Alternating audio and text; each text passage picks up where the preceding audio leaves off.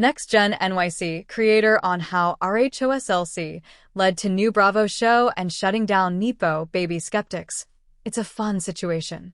To celebrate the season 1 finale, Michael and Babbage chatted with a Hollywood reporter about how Next Gen overcame early doubt and won viewers over as one of the network's hottest new shows. When Michael and Babbage created Bravo's Next Gen NYC, she didn't intend on casting a slate of children of the women of the Real Housewives.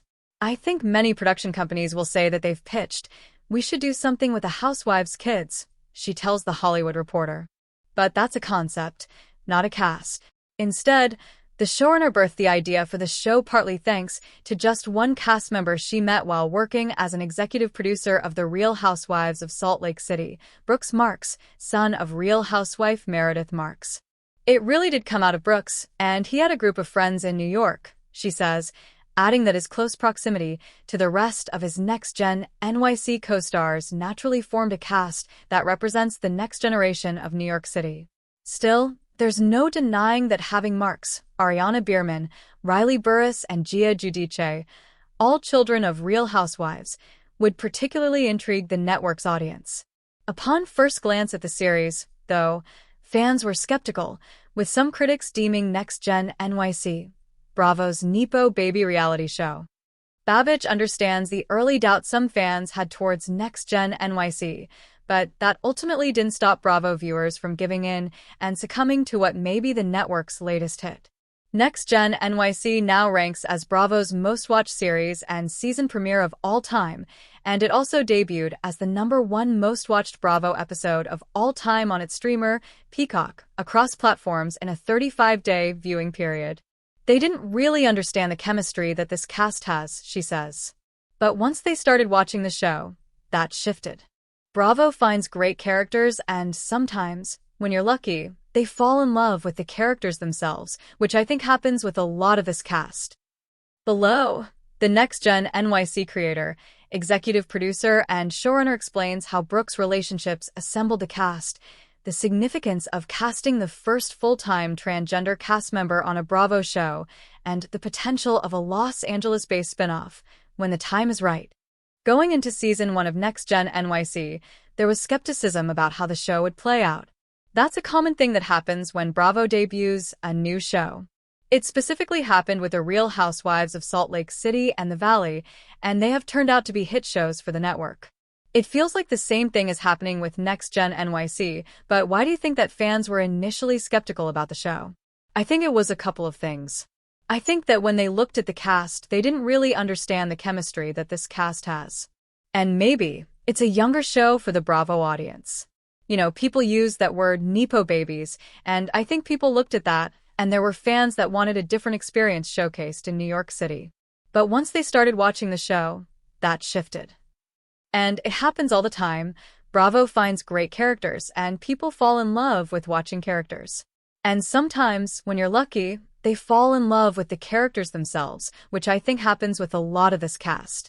When the cast was introduced on the initial debut episode, it felt like Brooks was the glue of this entire friend group. You're also an executive producer of The Real Housewives of Salt Lake City, so when you brainstormed and began Next Gen, did it all begin with Brooks for you? For me, it did. It goes way back to when we were doing the presentation for Salt Lake City. I always ask the cast the same two things. What are your biggest concerns about doing TV, and what do you see in it for you? And Meredith and Seth Marks both said, "We don't want to do anything that would embarrass or hurt our kids." And Meredith's answer was, "Well, Brooks has always been interested in television, so you can go back and say that Brooks was a part of that as well." The other thing about Brooks and that original cast on Salt Lake City is they're naturally generous people. They share connections and they share advice, and it's true. It sounds a little earnest, but it genuinely is my experience with them. They've been really helpful to other people, and Brooks had just naturally built relationships with people where he's a person that people call, like when Ariana was moving to New York, Gia connected Ariana with Brooks because that's how Brooks is.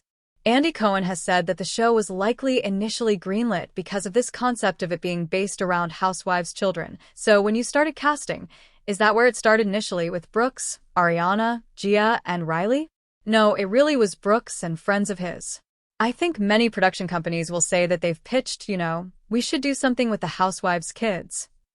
But that's a concept, not a cast. It really did come out of Brooks, and he had a group of friends in New York. I will also say, in your 20s, friendships are different.